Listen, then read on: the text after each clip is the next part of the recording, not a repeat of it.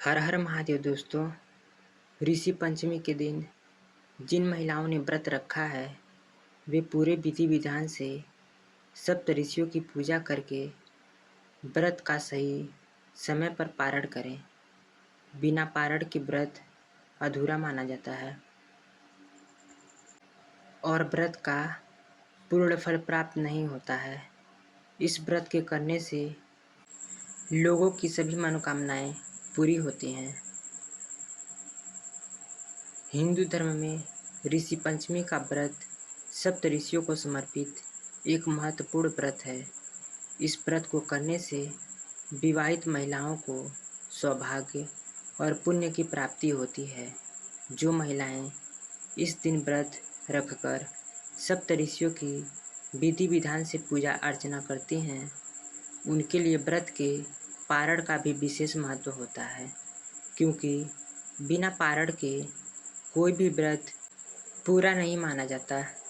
इसलिए सभी व्रती लोगों के लिए ऋषि पंचमी के व्रत का पारण करना बहुत ही आवश्यक है।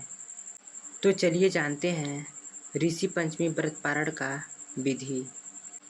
ऋषि पंचमी के व्रत का पारण करने से पहले शुद्ध जल से स्नान करें और स्वच्छ वस्त्र धारण करें।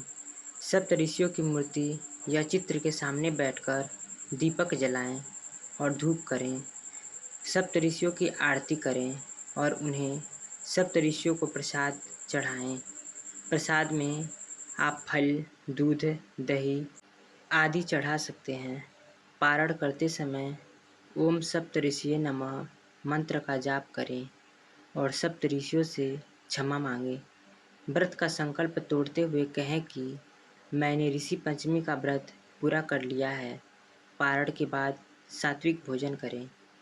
तो चलिए जानते हैं व्रत के पारण के बाद क्या करें। ऋषि पंचमी के व्रत के पारण के बाद ब्राह्मणों को दान करें। गरीब और ज़रूरतमंदों को भोजन कराएं। मंदिर जाकर सप्त ऋषियों के दर्शन करें। पारण के समय मन में शांति और भक्तिभाव रखें। पारण के बाद भी कुछ दिनों तक सात्विक भोजन का सेवन करें। पारण के दिन किसी से झगड़ा न करें।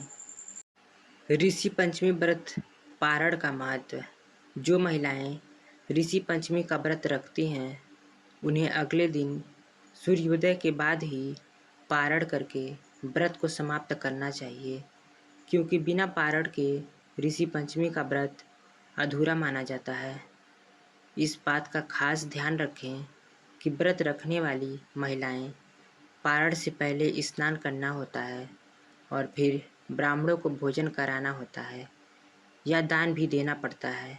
इसके बाद व्रत का पारण करना उत्तम माना जाता है।